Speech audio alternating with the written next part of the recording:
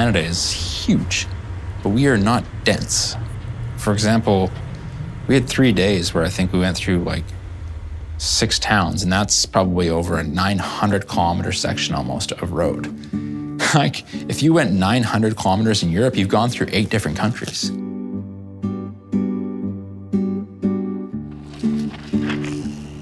Riding from Victoria to Regina is something that's been percolating for quite a while, and this year things just lined up, and it's like we talked about it, and okay, we got to do this. And that's, I think, when we kind of took that next step into like, can we make a film about it? Can I do this ride? And once I started to get those kind of ideas in my head, it's really hard to turn that thought process off. And yeah, once that machine got going, it was, the next thing was just like, all of a sudden we're on a ferry going to Rergina.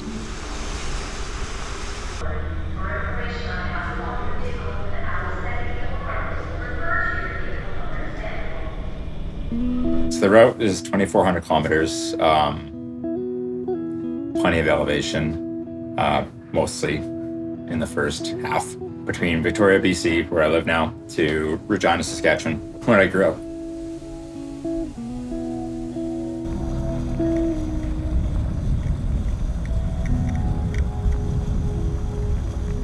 But he told me, like, when we were talking before this ride, he's like, this is the biggest thing I've ever done, racing or not. And he was very scared about this ride. Like, I'm not gonna lie, I think he was like pretty intimidated. And I was like, really? Like, you did all these big races? He's like, no, this is almost more than I can chew, but this fueled him. I think he was more excited about this than any race in the last few years. Talking with Brad, remember, he's like, oh, are you nervous? And I was like, oh, I actually am. And I think for people who know me, they're like, I don't think they ever think I get worried about these things, but I actually do. This is day in, day out, and it is exhausting. You kind of have to just keep getting up and doing it every day. It wasn't a sure thing. It wasn't like, oh yeah, like this is like no worries, let's just go for a bike ride. It's like 10 hours a day, every day for 9 days is more than I'd ever done by a country mile. I was like legitimately concerned that it could go sideways.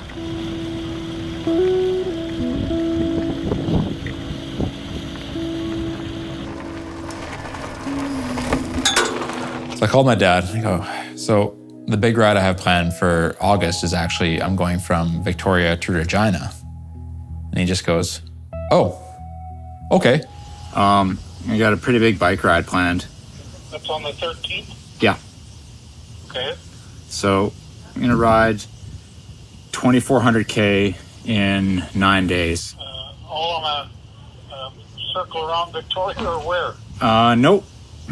It's a bit more of a straight line than that. So I decided that... That's about the distance from Victoria to Regina. You're exactly right. So I'm gonna ride out from Victoria to Regina over those days. Okay. And that was kind of it. And then his question was effectively if I was going to take Highway 1 or Highway 3. And I said I was going to do it off-road. And he just goes, yeah, oh, well, you won't have to worry about semis as much. It's just like, oh. So that's where the bar is now.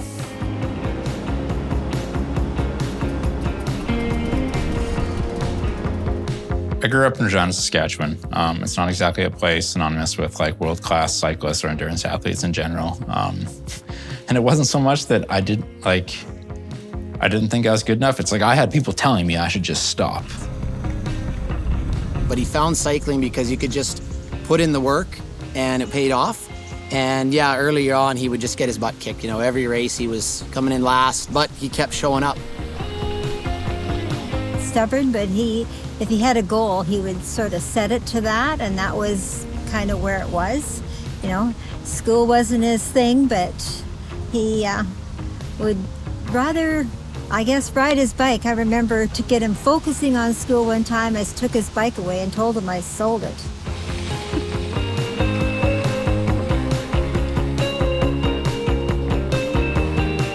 As you enter the Okanagan, it's a pretty huge change to go from the ultra humid coastal mountains, like boom, straight into like effectively arid high desert. And you're just in this sort of like special place where you have mountains on both sides, but then vineyards all through the valley. And it's totally unique to any other place in British Columbia and Western Canada in general.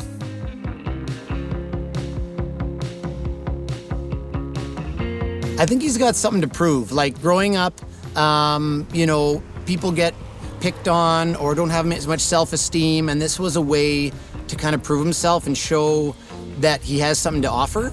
And he might not have been great in school or any other sports, but he found something he latched onto that he put the work in, and it gave a result. And now it's just showing everybody that, look what I can do, like I'm gonna do it better, and you can't tell me that I'm not gonna be able to do it. Has the rain caught up to you yet? It keeps trying to. Okay, because it's basically It's coming. here. Yeah, Yeah, like, it's good motivation, right? I know. Ideally, if it rained overnight, that would be good. But, yeah, I'm not holding my breath. Well, it just kicked in like an hour ago here.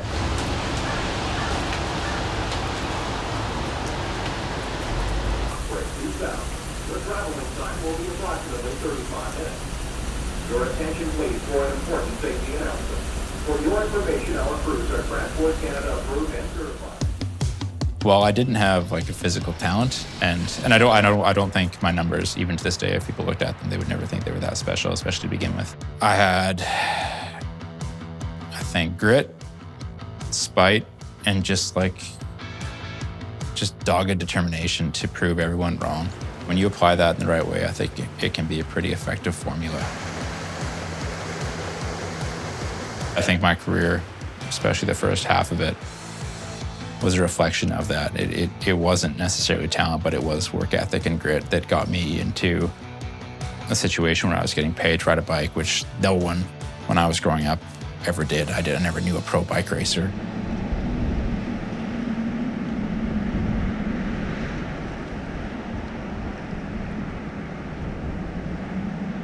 The Canadian Rockies are incredible. Every single time I ride through them, I'm always caught just being like, wow. Looking up like I'm a tourist, seeing them for the first time. And I think after you've seen them a dozen times and that's still, that my reaction just like speaks louder than words to how incredible a place that is.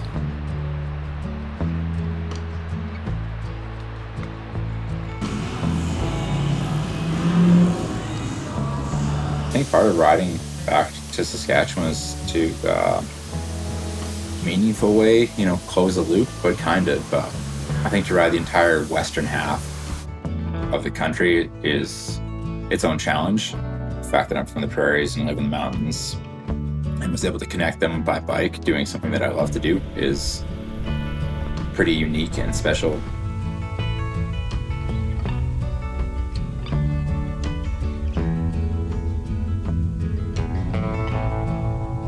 So at a certain point, like you just come out of like the Porcupine Hills from the mountains into the prairies, and like you're staring down the reality of like basically Tetris. You're either going straight, left, or right. You do not get curves anymore, and you don't get undulation. That is it for the next 4 or 5 days.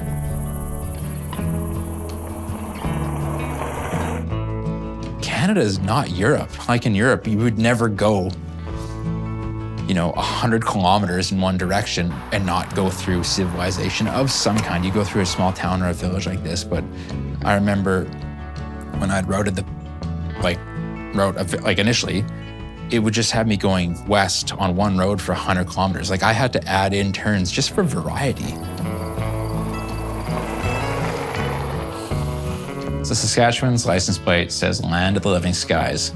And I remember when they changed this from like a wheat province, and I thought it was the dumbest thing I'd ever heard, until you actually pay attention and you live somewhere else and you see how much sky the prairies have.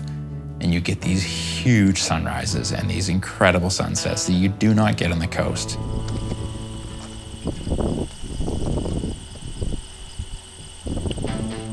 I get asked quite often why I do these big rides. And like, it maybe sounds like corny or maybe disingenuous, whatever, but it's the most genuine answer I can give.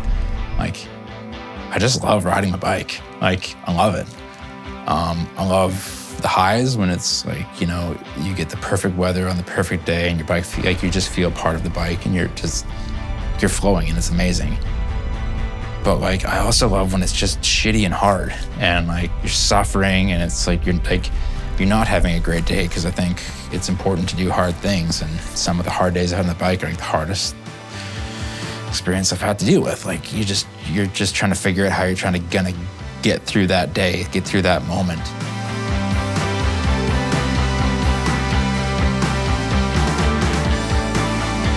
He won't give up, like he just won't. A lot of guys will hurt because of the pain, tired, hungry, sore. I mean, he'll just keep pushing beyond. His mental capacity is more than most, and that's just why this sport's so given so much back to him, because he can endure like no one else and put in the time, and he just loves riding his bike. That's why he's so good.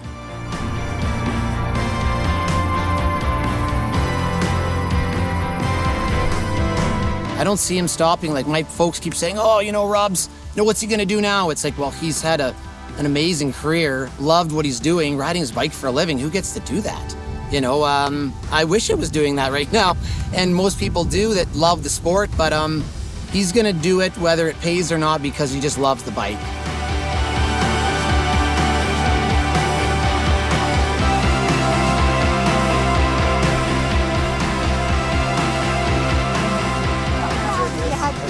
That's because I'm almost done.